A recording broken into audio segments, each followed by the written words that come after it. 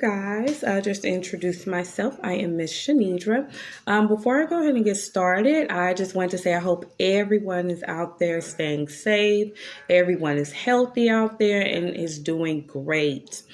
Also, what I want to do here for this video is what I call a Tic Tac Toe math board.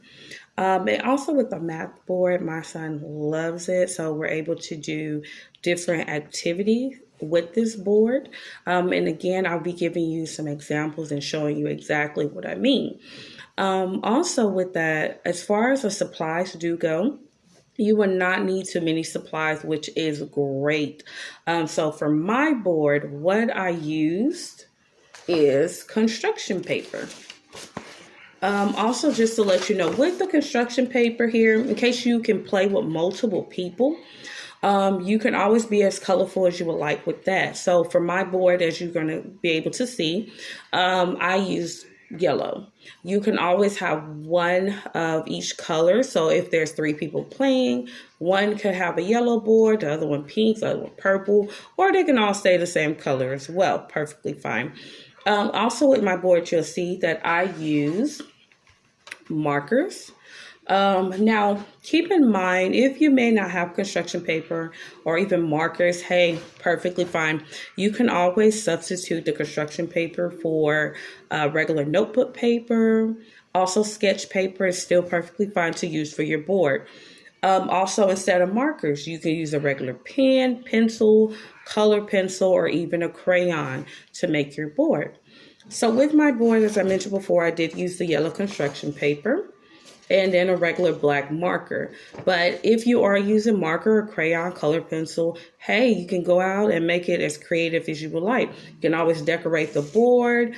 You can always, instead of using black, you can always make the 7 as you see here. It can be a pink 7 and a purple 5. So make it as colorful as you would like as well.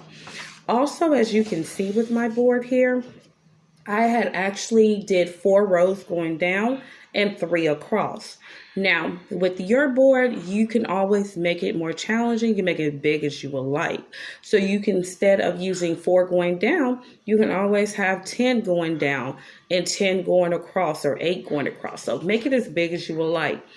Also, as you can see here, I use this subtraction. Reminder, you do not have to use subtraction. You can always use addition, multiplication, or also division for your board.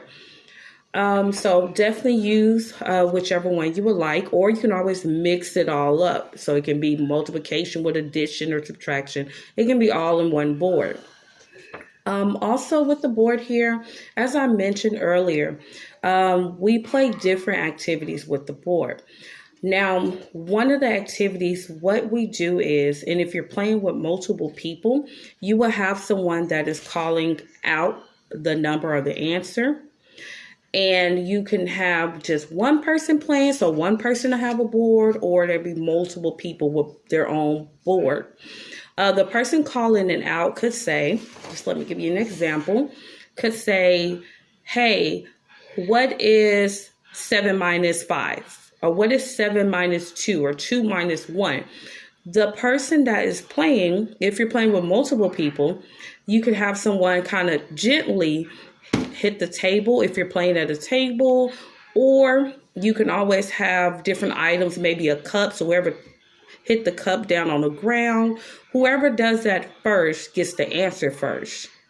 If that person may not give an answer within that time frame, and you can have the time frame as we have it as 10 seconds. If that person is not able to give an answer in 10 seconds, the other person that is playing has an opportunity to also answer. Now, if that person gets the answer correct, the first person or the second person, however many people are playing, whoever gets that answer correct, you are able to use, you can always cut out like little pieces of paper, and just kind of give you an example, just pieces of paper. You can cut it out pretty small, pull it apart. They could use that as if you're playing bingo. So you can always just use that to put that over whichever one they got correct. Or if you have like the bingo stamps, you can always use that as well. But the goal is to, as far as like tic tac toe goes, and you can have it as whoever gets the answer correct, but you have to have the whole row covered. You can do blackout, which is the whole board, diagonal, four corners, whichever one you choose, but you have to have that particular one all covered.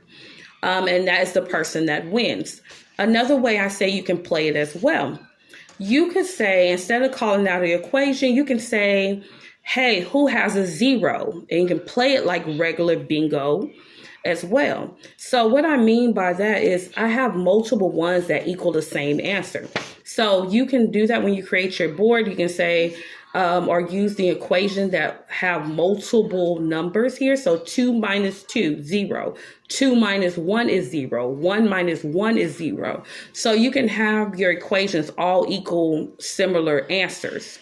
So you can say, hey, who has a 0? And they mark out, all of them mark out who has a 0, what answer equals 0. So you can play it like that as well. Again, when you make your board, everybody can have the same equations, but they can be in different positions. So everybody's board do not look the same. Or, hey, everybody could have different equations to make it a little more challenging and not everyone wins at the same time. But again, it's your board. So you definitely be creative and have fun with it as well. You stay safe, you guys.